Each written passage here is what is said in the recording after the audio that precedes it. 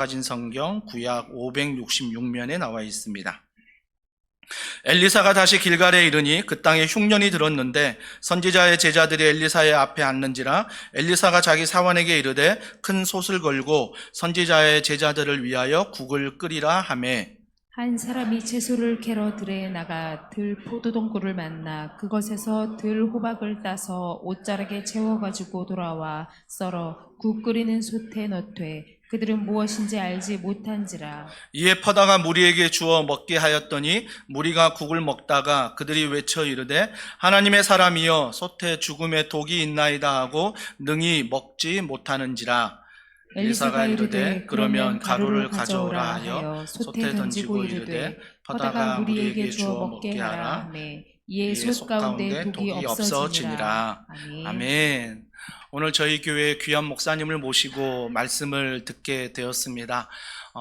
제가 더사랑의 교회에서 10년 동안 또 부교육자로 생활하면서 귀한 멘토요, 귀한 스승으로 모시는 이인호 목사님이십니다. 아마 저희 교회가 이제 9년이 됐지 않습니까? 9년이 됐는데 아마 하나님께서 이 길을 다 인도하셨지만 더사랑의 교회의 은혜요, 또 이인호 목사님의 은혜가 아니면 어찌 이 자리에서 우리가 감사할 수 있을까 하는 생각을 해봅니다.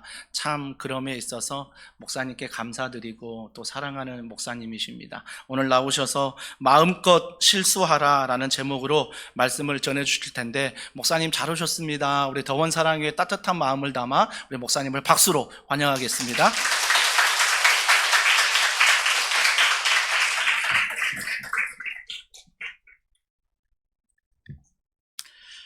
저희 교회에서 블랙개척을 1호로 한 곳이 더원, 1호여서 원 사랑의 교회인데 우리 교회가 블랙개척을 1호로 할 때 사실 준비가 충분치 않았었어요. 그래서 우리 김현철 목사님 후원이 가장 부실했던 것 같아요. 지금 생각해 보면. 근데 목회는 또 제일 잘하세요. 그래서 역시 사람의 도움보다는 하나님의 도움이 중요하구나. 그리고 제가 보니까 또 좋은 일꾼들을 이곳에서 만나서 제가 창립 예배 때도 왔었고 또 임직식 때도 왔었고, 근데 그때마다 참 귀한 일꾼들을 이곳에 보내시고 함께 하시는구나, 그러니까 하나님이 일하시는구나, 이것을 보게 돼서 얼마나 감사한지 모르겠어요. 제가 원래 이번 주까지 쉬는 주일이에요. 쉬어야 되는 저를 끌어다가 갑작스럽게 오라 그래가지고 근데 제가 온 이유가 이제 오늘 오후에 공동의회 때 우리 목사님 위임을 위한 여러분들의 투표가 필요하기 때문에 그래요. 지난번에 장로님들을 여러분이 세우시고 또 당회를 구성했죠. 이제 그래야만 여러분의 담임 목사님을 법적으로 위임 목사로 세울 수가 있어요. 그래서 이제 그 절차를 밟아야 되고, 이따 오후에 여러분들이 오셔서 우리 김현철 목사님을 이제 우리 교회 위임 목사로 모시기를 원합니다 하고 투표를 해야 노회에 가서 이제 허락을 받습니다. 그래서 이제 목사님이 위임 목사로 이제 돼야 교회가 법적으로 이제 완전한 교회가 되고 또 건강하게 흔들림 없이 걸어갈 수가 있는 절차예요. 그래서 여러분이 이따가 오후에 공동회의 때 다 오셔서 투표에 참여를 해주시면 좋겠습니다. 한때 미국에서 금광을 찾아서 벼락부자가 되려는 꿈을 품은 사람들이 서부로 몰려들었을 때가 있었잖아요. 그러니까 수용할 이제 건물 숙소가 부족하니까 많은 천막 텐트가 필요로 했어요. 그때 천막업자인 리바이 스트라우스라고 하는 사람에게 갑작스럽게 10만 개의 천막을 만들어 달라는 주문이 들어온 거예요. 야, 이거 일생일대의 좋은 기회다 해가지고 빚까지 내서 10만 개의 천막을 만들어서 납품을 했는데 웬걸요? 잘못 만든 거예요. 천막을 주문 받기는 녹색 천막을 만들어 달라고 주문을 받았는데 잘못 해가지고 청색 천막을 만든 겁니다. 그래가지고 납품을 못하고 그걸 다 10만 개의 천막을 창고에 쌓아놓게 된 거예요. 그러니까 망하게 돼 있죠.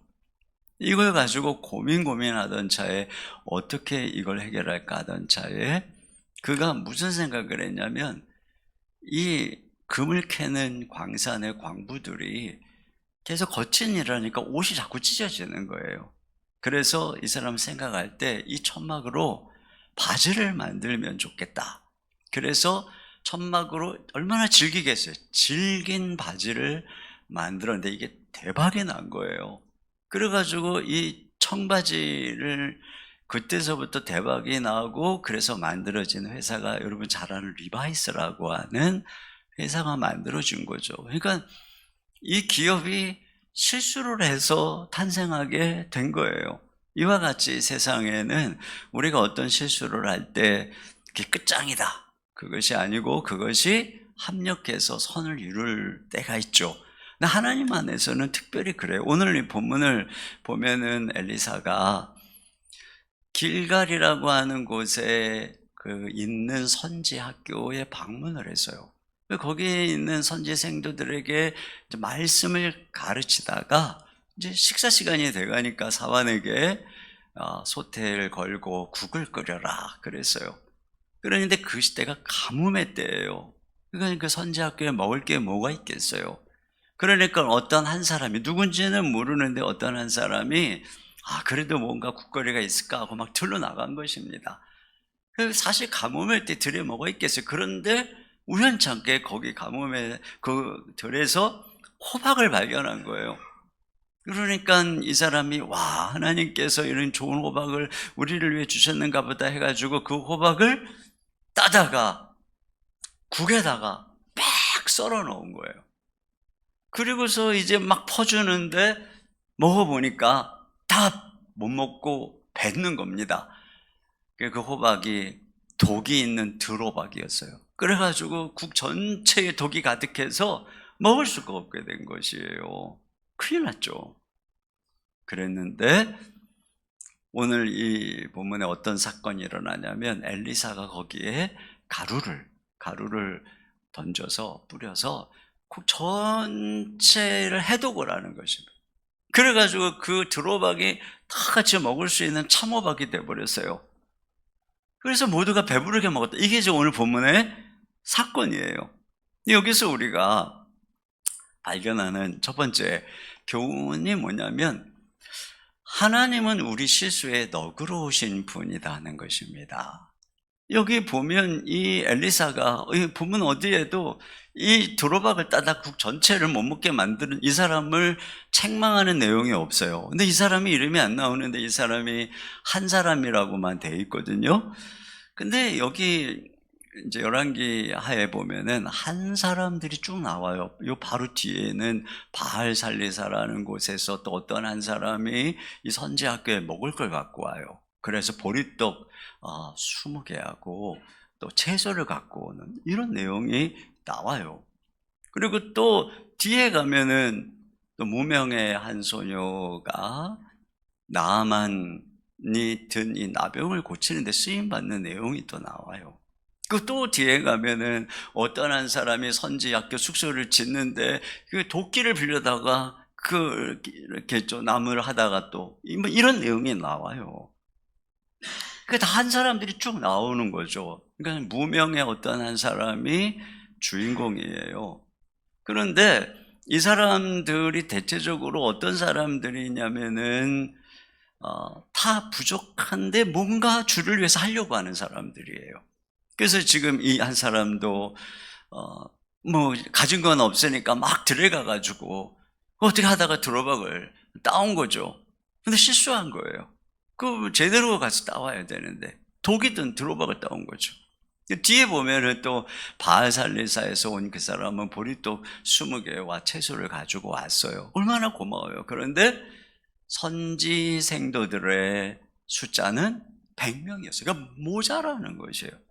그런데 하나님께서 또 엘리사를 통해서 그 20개의 보리떡으로 100명이 다 먹고도 남게 만드는 이런 기적을 이루시는 거예요. 또 뒤에 가면은 그 나아만 아람 군대 장관이잖아요. 그가 나병이 들어서 아무도 고치지를 못하는데 그가 어떻게 고침을 받냐면 정말 보잘것없는 저 이스라엘에서 포로로 끌려온 한 소녀, 그가 엘리사의 소식을 듣게 하거든요. 그래가지고 또 이 나아만이 그 엘리사한테 가잖아요. 그랬더니 엘리사는 내다보지도 않고 또 한 종 사환에게 야 가서 요단강 가서 이거 보고 목욕이나 해라 그래라 이렇게 전하거든요. 그런데 또 이 나아만이 화가 났잖아요. 자기를 와서 접견도 안 하고 막 무시한다고 말이죠. 그냥 돌아가려고 하는데 이번에는 나아만의 종들이 설득을 해서 요단강에서 7번 목욕을 해서 깨끗이 나는 그런 기적이 나타나요. 그들은 다 천한 종인데 하나님이 그들의 그 순수한 마음을 통해서 이런 기적을 이루시는 것들을 보여주고, 또 뒤에 가면은 한 사람이 그 숙제지인데 도끼를 빌렸어요. 그 당시에 도끼가 얼마나 귀했겠어요. 그래서 나무를 하다가 도끼가 물에 빠져버린 것입니다. 그래도 얼마나 또 당황스러웠겠어요.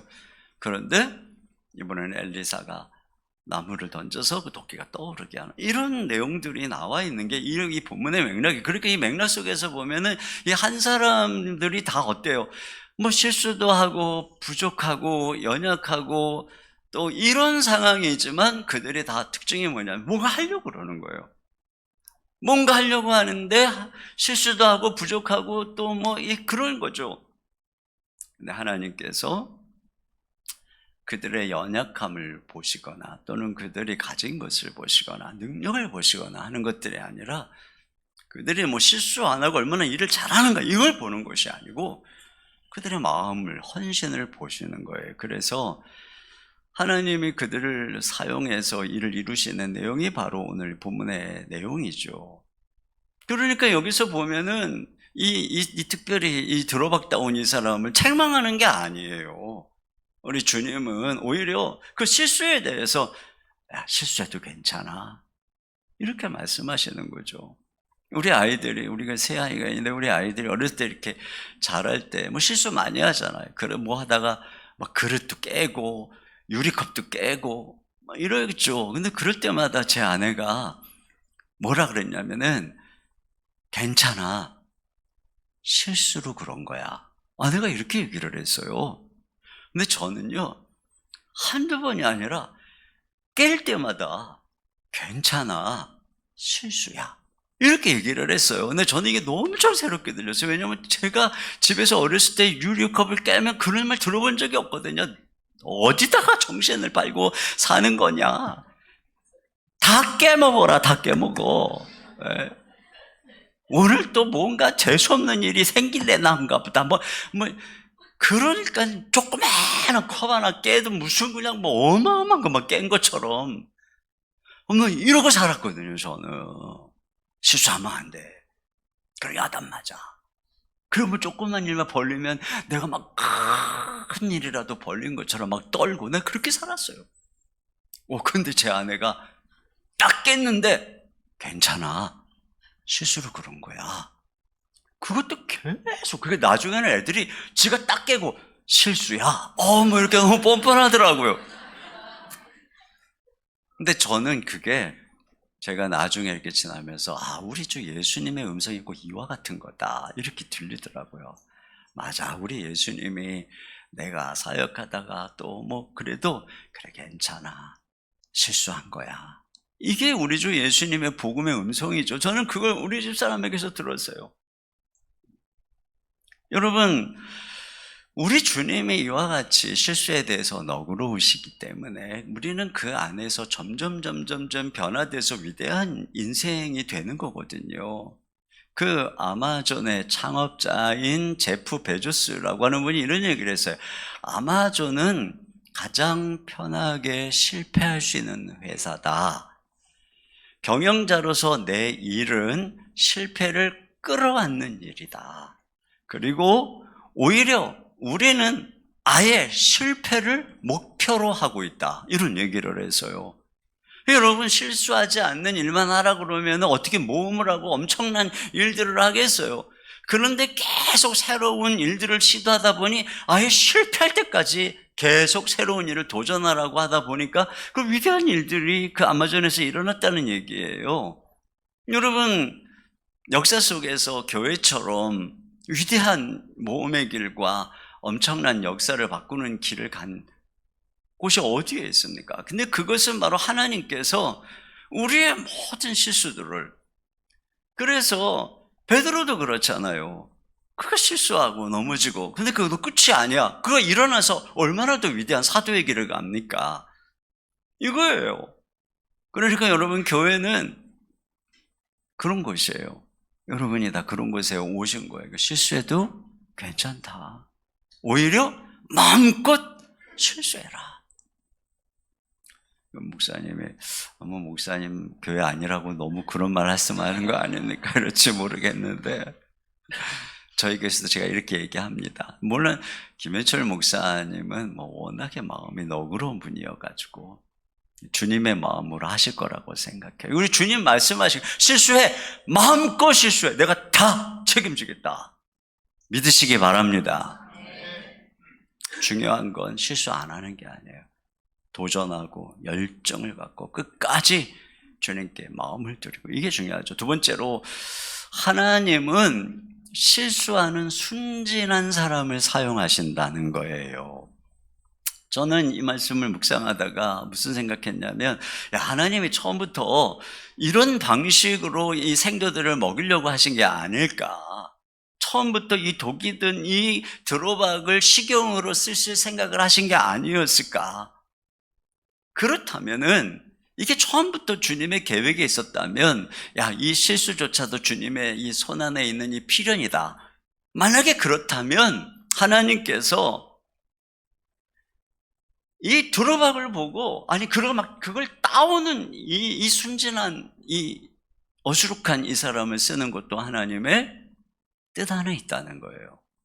그래서 드로박을 보고, 와, 하나님이 예비하신 놀라운 참호박이다 하고 막 그걸 따다가 누구한테 물어보지도 않고 믿습니다 하고 막 국에다가 쫙쫙쫙쫙 썰어갖고 전체를 다 못 먹게 만든 이 어수룩하고 이 순진에 빠진 이 사람을 사용하시는 것도 하나님의 계획이다. 그러지 않겠어요? 여러분, 그 학창시절에 보면은 그 어수룩하고 순진한 애들이 있어요. 그런 애들이 꼭 그렇게 놀기 좋아하는 애들을 꿰매 빠져갖고 휩쓸리다가 나중에 선생님한테 딱 붙잡혀서 혼나는 애는 걔뿐이에요. 다른 다 도망갔어. 얘만 순진하게 딱 걸리잖아요. 여러분,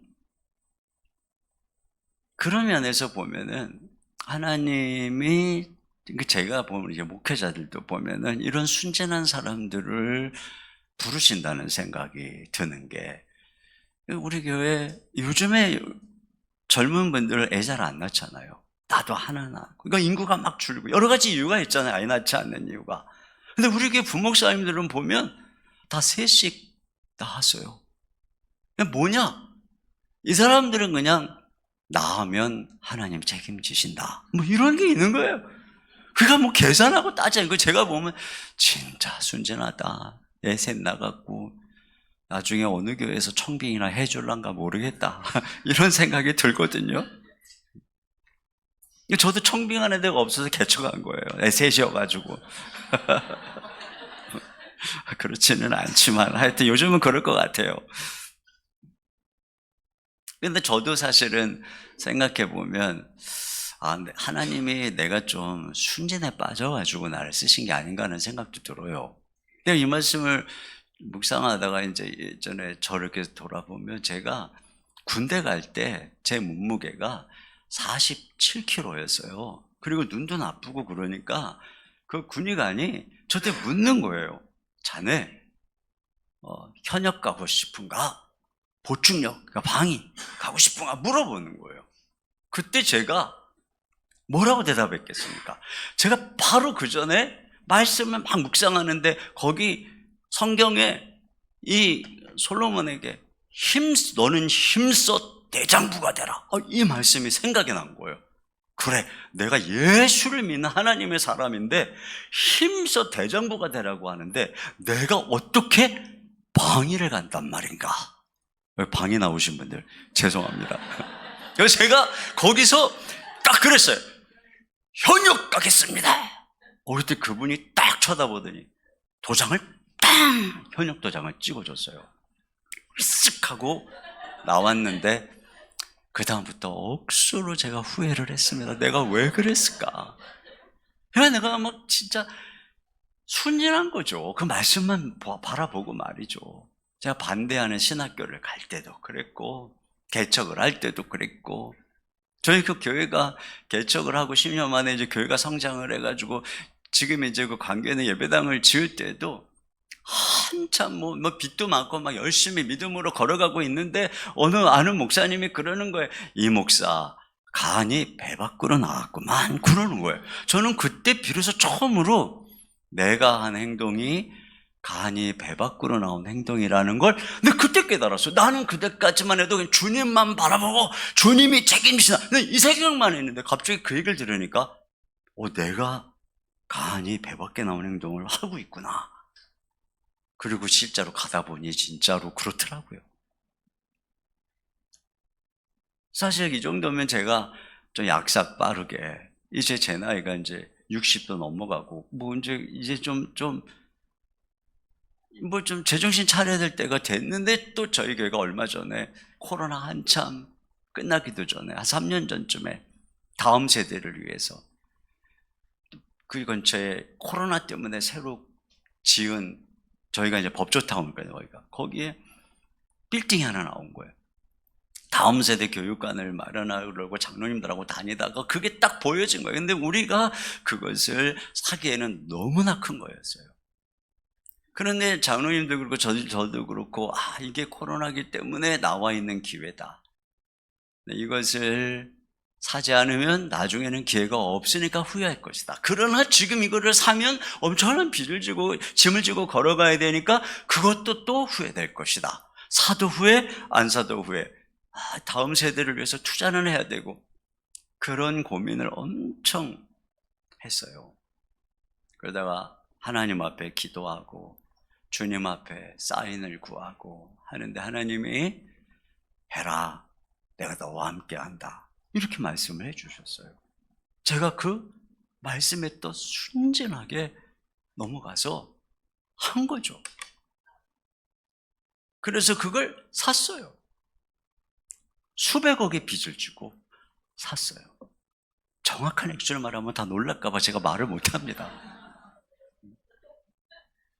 그랬는데 딱 도장을 찍은 그 다음 달부터 금리가 올라가기 시작하는 거예요. 그래서 제가 계속 엎드려서 기도했죠. 주님, 금리가 그만 올라가게 해 주시옵소서. 내리게 해 주시옵소서. 그러나 내 기도를 듣지 않고 계속 올라갔어요. 지금까지 계속 올라갔고 2배가 된 거예요. 그때 금리가 올라가기 전에도 간신히 계산해서 이 정도면 되겠다 하고 빌린 건데 그거보다 2배. 1억 빌렸는데 그 정도 2배. 그러면 맞지. 그러나 몇백억을 빌렸는데 이자가 2배. 제가 그래서 거기다가 또 대안학교까지 하고 그러니까 선생님 뽑고 시설하고 또 막 교육자 자녀들만 주러 오더라고. 막 장학금 주고 이러다 보니까 그냥 정신이 없는 거예요. 제가 또 그 와중에 제가 얼마나 순진하면 그 와중에 사후 분리개척을 한 겁니다. 사람들이 다 미쳤다고 그랬어요. 그때 제가 빚을 내서도 하겠습니다. 진짜 빚을 내고 했습니다. 그런데 상황은 어려우니까 제가 어떻게 했어요? 매일 두려움으로 눈을 뜨는 거예요. 그리고 후회하는 거예요. 내가 이제 이 목회 이제 말년으로 접어들어가는데 나 편안하게 이 교회 성장하고 편안하게 물러날 수 있는데 내가 왜 이걸 했을까? 아무리 계산해봐도 내가 은퇴할 때까지 빚을 못 갚을 것 같더라고요. 내가 왜 이 선택을 했을까? 이 바보같이. 그때 문득 들었던 생각이 내가 덜 호박을 따왔구나 하는 생각이었어요. 내가 덜 호박을 따왔구나. 누군가가 나에게 이렇게 얘기하는 것 같았어요. 야, 너 진짜 순진하구나. 너 진짜 하나님 그 말씀을 믿었어? 야, 너 진짜 믿은 거야? 야, 너 진짜 순진하구나. 나한테 막 믿으면 된다고 말했던 사람들은 다 저기로 도망간 것 같았어요. 나만 딱 걸려가지고 아유 너 진짜 믿었어 막 이러는 것 같더라고요. 제가 그때 예레미야의 말씀이 떠올랐어요. 예레미야가 주의 말씀에 순종해서 선포하면 또 그 말씀이 그 시대에 또 사람들이 원치 않는 말씀이었잖아요. 그러니까 막 선포하면 사람들이 막 핍박을 했어요. 그 마음이 뜨거워가지고 선포하면 핍박을 받으니까 예레미야가 뭐라 그랬느냐면은 내가 하나님께 속았다 이렇게 고백을 했거든요. 하나님이 내가 하나님 말씀 들었더니 이게 뭡니까? 내가 속았다. 여러분 한번 보실래요? 예레미야 20장 7절로 9절 말씀을 우리 세 번역으로 같이 한번 읽어보겠습니다. 7절부터요. 시작. 주님께서 나를 속이셨으므로 내가 주님께 속았습니다. 주님께서는 나보다 더 강하셔서 나를 이기셨으므로 내가 조롱거리가 되니 사람들이 날마다 나를 조롱합니다. 내가 입을 열어 말을 할 때마다 폭력을 고발하고 파멸을 외치니 주님의 말씀 때문에 나는 날마다 치욕과 모욕거리가 됩니다. 네. 저는 분명히 다음 세대를 생각하고 헌신하고 죽을 각오를 하고 결단한 건데 돌아온 것은 두려움, 너무나도 절망적이 돼가는 현실, 그리고 수많은 원망. 그때 그런 생각이 드는 거죠. 내가 주님께 속았습니다. 내가 이런 시대에 내가 뭐라고 다음 세대를 생각하고 이런 동성애나 이런 잘못된 교육에 대해서 가만히 있을 수 없어. 내가 뭐라고 학교를 하고. 그게 저의 탄식이었어요. 근데 3년이 지났습니다. 지금 3년이 지나고 깨닫는 건 뭐냐면 하나님이 이런 나의 순진함과 이런 나의 어리석음, 이런 것을 사용하시는 어쩌면 실수일 수도 있죠. 내 실수조차도 하나님께서 결국에는 그 드로박을 참호박으로 바꿔서 사용하신다고 하는 것을 제가 깨닫게 됐어요. 여러분, 하나님은 제가 경험한 겁니다. 하나님은 우리가 똑똑해서 쓰시는 게 아니에요. 오히려 바보 같고 순진하기 때문에 사용하는 것입니다. 왜냐하면 하나님의 미련한 것이 사람의 지혜로운 것보다 똑똑하기 때문에 하나님 앞에서 자꾸 자기의 지혜를 내놓고 똑똑하려고 하고 계산 잘하고 자기 판단으로 살아가는 사람은 하나님께 쓰임 받을 수가 없어요. 오히려 자기의 생각을 내려놓고 말씀에 감동하고 말씀에 순종하는, 그래서 똑똑한 사람들이 바라보면 정말 순진하고 어수룩해 보이는 바로 그 사람들, 하나님이 그런 사람들을 통해서 일하시는 거예요. 김현철 목사님도 내가 보면 순진해요. 어수룩하고 또 뭐 계산도 잘 못하고. 그래서 행정 목사로 있으면서 참 내가 가끔 그런 생각했어요. 목사님, 내가 목사 비서를 해야 될 것 같다. 우리 교회 처음 올 때도요, 저희 개척해갖고 한 1년, 거의 뭐 개척 때부터 같이 했어요. 근데 왔어요. 자기를 써달라고. 뜬금없이. 우리가 막 모집한 것도 아니거든요. 왔어요. 그래서 내가 물었죠. 뭘 잘하냐 그랬더니 자기가 찬양인들 잘한대요. 그래서 제가 그럼 수요일날 와갖고 찬양인도 한번 해봐라 그랬죠. 막 열심히 하더라고요. 그때 내가 속으로 무슨 생각할게요? 참 순진한 친구구만. 네. 용기만 대단하구만. 근데 그게 저에게는 너무 좋아 보였어요. 정말 하나님 앞에서 그렇게 용기 있게, 물론 개척교회를 찾아온 거지만, 그러니까 뭐 함께 비전을 꿈꾸고 찾아온 거예요. 근데 너무 고맙기도 하고. 근데 하나님께서는 그런 사람들을 쓰시는 거예요. 그런 사람들을. 세 번째로 하나님은 실수의 드로박을 참호박으로 바꿔주신다는 것이에요. 여러분, 여기 이제 엘리사가 가루를 넣어서 드로박 안에 있는 독을 제거하죠. 그리고 그것을 퍼다가 먹게 하는 것이에요. 그러니까 드로박이 다 먹을 수 있는 참호박으로 바뀐 것이에요. 여러분, 제가 그랬죠. 어쩌면은 애초에 하나님께서는 이 드로박을 통해서 모든 생도들을 먹이실 생각이었던 것 같다고요. 여러분, 가뭄이 지금 엄청난 때예요. 무슨 들판을 쫓아다닌다고 이 가뭄이 가득한 그 시절에 어디서 참호박을 구하겠습니까? 여러분, 지금 이 세상은 타락한 세상이죠. 과연 어디에 참호박이 있고 어디에 참호박 같은 사람이 있겠습니까? 세상에 드로박 아닌 사람이 있을까요? 다 타락해서 죄에 물들어 있는 인간은 모두가 다 드로박입니다.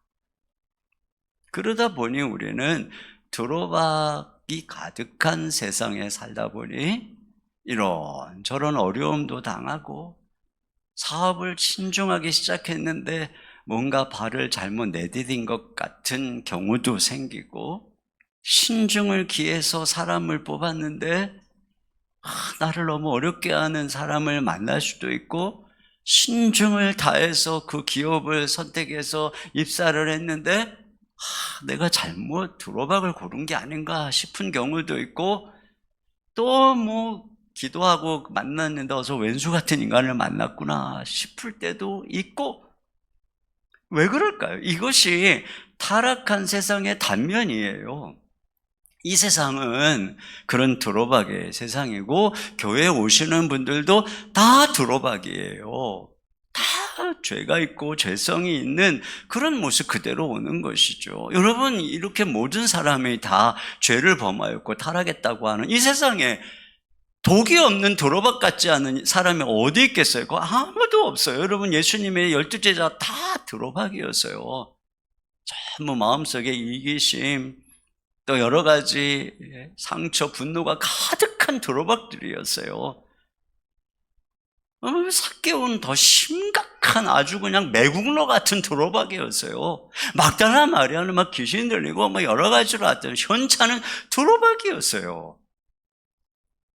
그런데 복음이 무엇이냐? 그런 드로박을 참호박으로 바꿔서 사람들에게 유익하게 만들고 모든 사람이 배불리 먹을 수 있게 하는 것, 이게 바로 복음의 능력인 줄로 믿습니다. 그 율법의 방식은 뭐냐면은 드로박을 자꾸 버리는 거예요. 저 사람 독이 있어 안 돼, 저 사람 부정해서 안 돼, 저 사람 이래서 안 돼, 저래서 안 돼. 그런데 복음의 방식은 뭐냐면은 율법이 안 돼, 부정해, 독이 있어 라고 하는 그들을 바꿔서 그 쓸데없는 드로박이 참호박이 돼서 모든 사람에게 유용하게 만드는 거, 바로 그런 거예요. 여러분 보고 보세요. 얼마나 치명적인 독이 있습니까? 조금만 먹어도 죽어요. 그런데 그 보고에서 독을 싹 빼가지고 보고 요리를 하면은 얼마나 맛있나요? 얼마나 몸에 유익한가요? 이 복음이 하는 일이 바로 그런 것이에요. 여러분 바울을 보세요. 얼마나 치명적인 독이 그게 있었는지 몰라요. 그래서 막 다 예수 믿는 사람 잡아 죽이려고 저 외국에까지 가가지고 막 그 흩어진 성도들 잡아 죽이려고 그래서 자기가 막 핍박자요, 포행자요, 살인자였어요. 그런데 복음이 예수님이 그를 만났을 때 이 바울을 통해서 얼마나 위대한 역사를 이루는가를 보세요. 그러니까 우리가 이런 거를 봐야 되는 거예요. 저 사람이 독이 있구나 이게 아니라 저 독만 제거되면 저 사람이 얼마나 위대할까?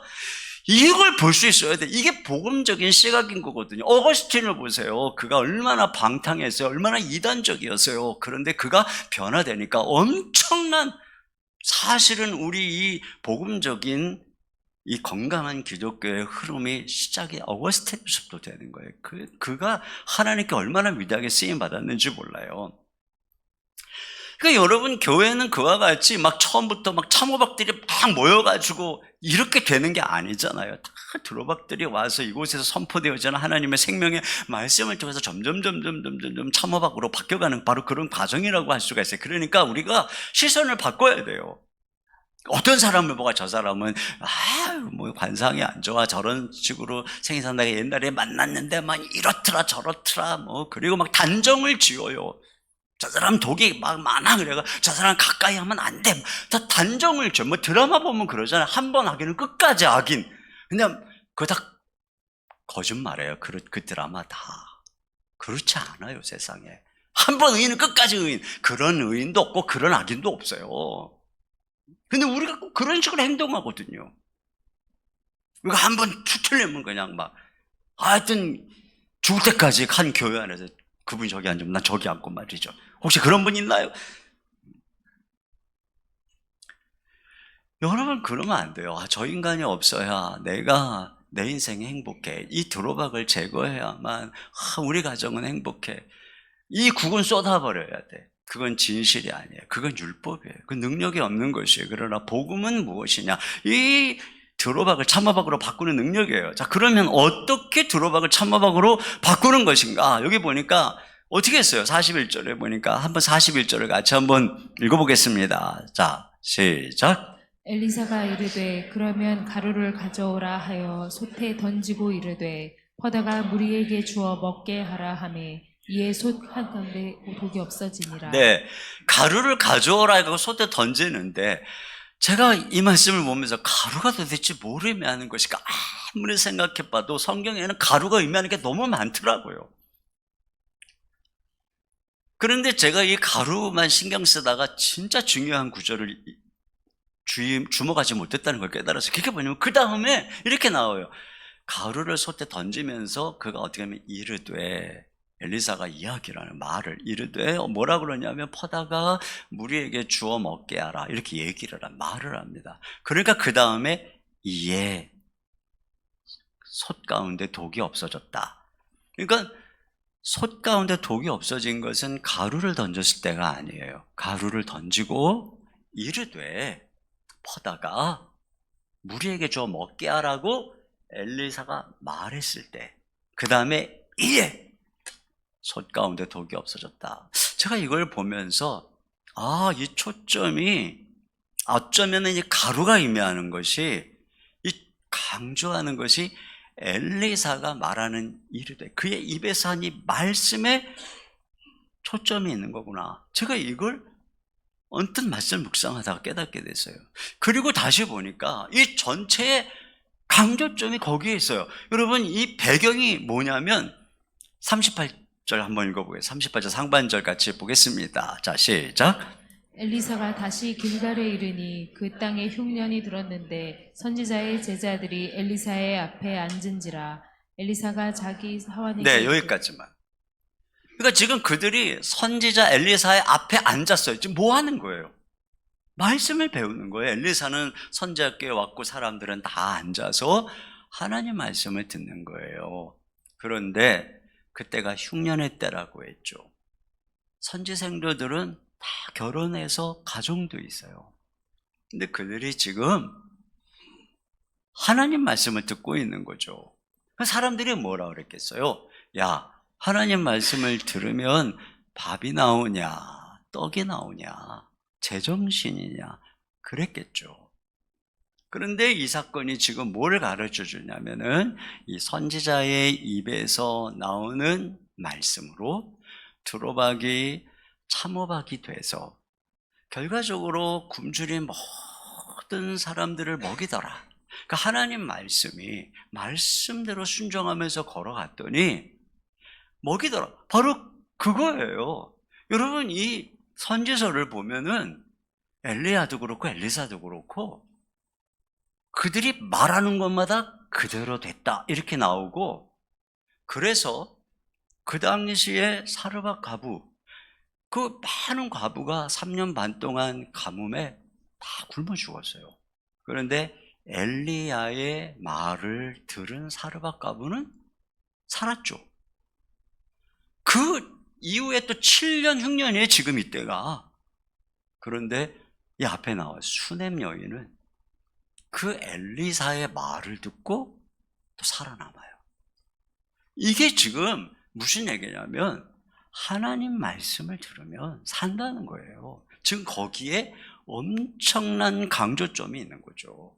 그렇다면 엘리사가 지금 말씀하는 이 것을 통해서 우리에게 주는 이 생명의 말씀인 복음의 특징이 뭐냐면 바로 하나님의 말씀은 우리 가운데 있는 독을 해독해서 두로박 같은 인생을 참호박 같은 인생으로, 또 두로박 같은 상황을 참호박 같은 상황으로 만들어주시는 그런 해독의 말씀이고 복음이다라고 하는 것을 우리에게 가르쳐 주는 거예요. 그러니까 우리 모든 인생을 가장 쓸모없는 두로박으로 만드는 것은 죄의 독이에요.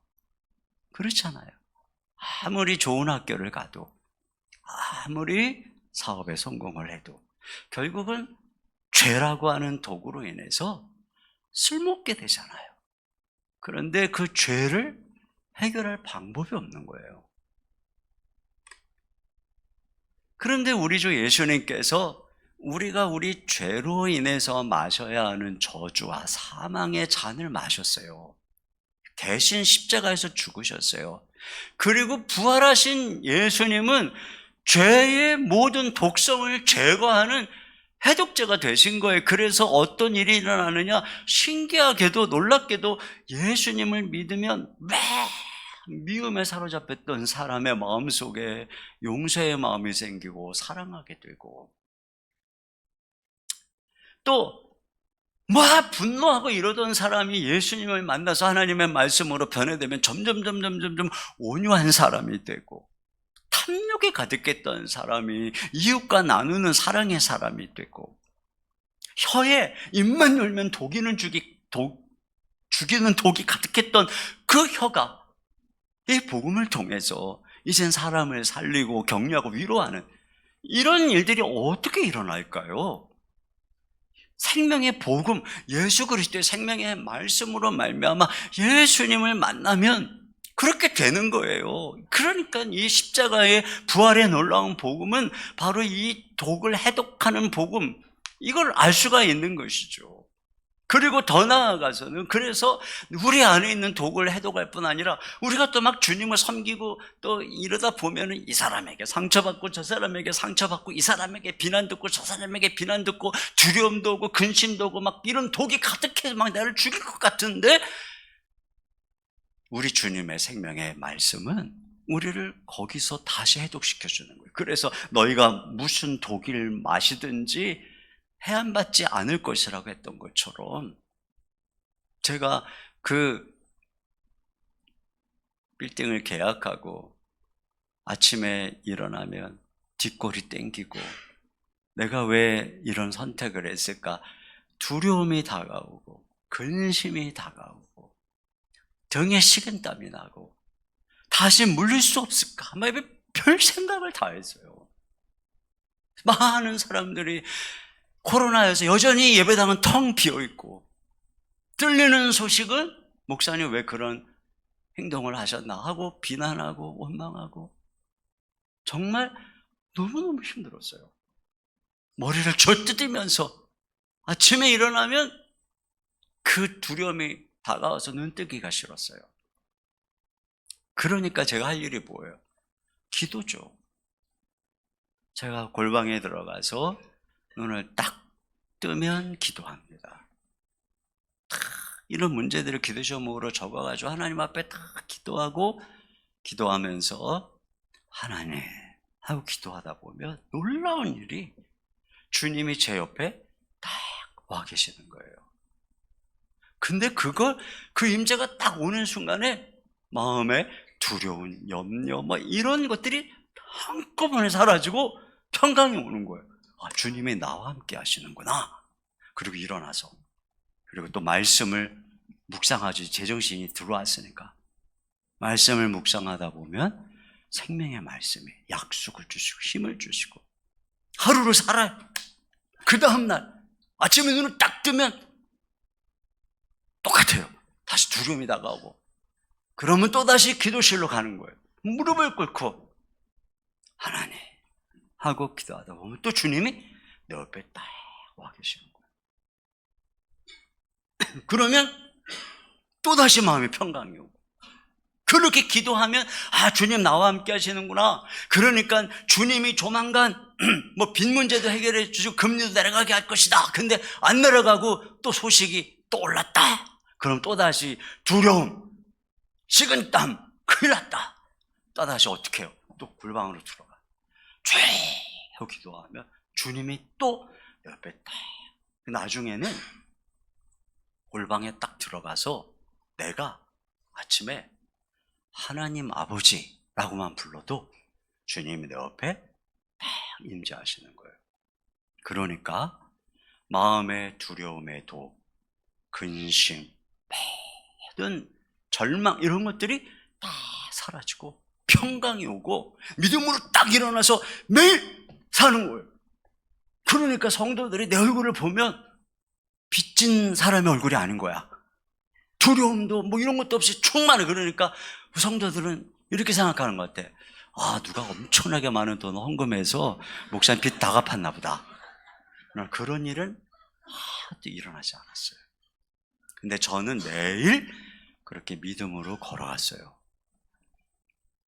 그리고 3년 정도 지나서 제가 믿음으로 딱 서서 이렇게 보니까 그 빌딩에 다음 세대가 코로나 끝나고 가득 차고 대안학교에 가득 차고 아이들이 변화되는 소식들이 들어오고 제가 깨달았죠. 아, 이런 거구나. 내가 하나님을 굳세게 믿고 딱 믿음 안에 서니까 빚을 다 갚았을 미래가 현재에 와 있는 것이구나. 하나님의 일이 돈으로 하는 게 아니구나. 믿음으로 하는 것이구나. 깨달았어요. 믿으면 되는 것이구나. 그 믿음이, 그 주님을 신뢰하는 그 믿음이 내 안에 모든 독을 다 해독하고, 제가 그래서 지난 3년 동안 중독 안 되고 이렇게 멀쩡하게 살도 찌고, 오늘 여기 올라고 이발을 했는데 그 미용사가 왜 이렇게 짧게 잘랐는지 말이죠. 좀 젊어 보이죠? 자, 결론입니다. 여러분, 이 세상에 독이 없고 참모방만 있고 성숙하고 사랑 많고 실수 없는 사람만 있는 곳은 그 어디에도 없습니다. 그런 상황도 없습니다. 우리에게 필요한 것은 날마다 이러한 상황을 아시고 우리 위해서 모든 독을 먼저 마시고 우리 안에 있는 모든 두려움과 저주와 사망의 독을 해독시켜 주시는 주님의 해독의 능력으로 날마다 일어나는 것입니다. 그리고 견디는 것입니다. 그게 믿음이에요. 그러면 되는 거예요. 지금 이 상황 때문에 힘들어하지 마세요. 견디세요. 해독의 능력으로 어떤 어려움이 와도 어떤 상처가 와도 주님 앞에서 해독돼서 견디세요. 아무리 불가능하고 막 망할 것 같아도 견디세요. 그러면 반드시 주님이 그 상황을 합력해서 선으로 만들고 여러분이 상상도 못했던 위대한 역사를 이루실 거예요. 실수 때문에 망한다 이런 생각하지 마시고, 그런 은혜가 함께 하시길 주님의 이름으로 축원합니다. 하나님 아버지 감사합니다. 우리는 자주 실수합니다. 주님, 우리는 참 연약합니다. 그러나 우리 주님은 그 모든 것을 합력하여 선을 이루시는 분인 줄로 믿습니다. 하나님 굳건히 신뢰하고 믿음으로 일어나 걸어가는 주의 백성들 되게 하여 주옵소서. 예수님 이름으로 기도합니다. 아멘.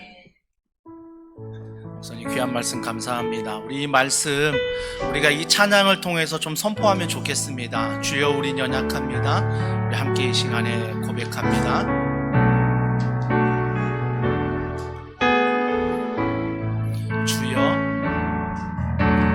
주여 우린 연약합니다. 우린 오늘을 힘겨워 합니다. 주 뜻 이루며 살기에 부족합니다. 우린 연약합니다. 주여 우린 넘어집니다. 오늘 하루 또 실수합니다. 주의 긍휼을 구하는 죄인입니다. 주만 바라봅니다. 이번 한 주간 한없는 주님의 은혜 온 세상 위에 넘칩니다. 가릴 수 없는 주여 온 땅 위에 충만합니다.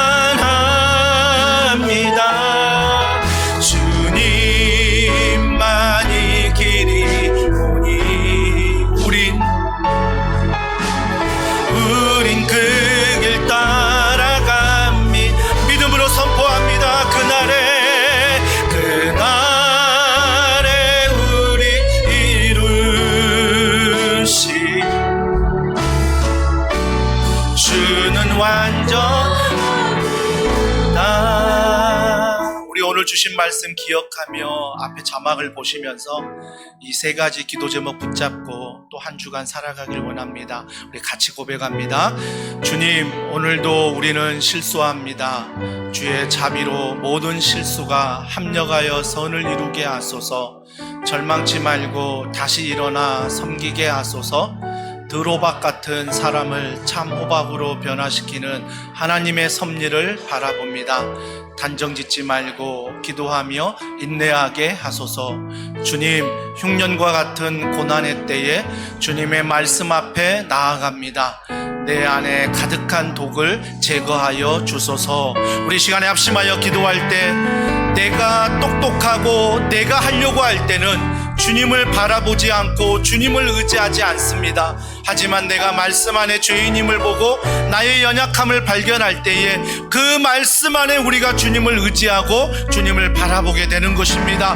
그 안에 인생의 모든 독이 떠나가게 하여 주시옵소서. 예수 그리스도 안에 다시 믿음으로 일어나게 하시고 직장과 가정과 이 교회가 믿음의 반석 위에 든든히 설 수 있도록 예수님 함께 해달라고, 예수님 그러한 은혜를 붙들어 달라고 우리 시간에 다 같이 한 목소리로 합심하여 기도하시겠습니다.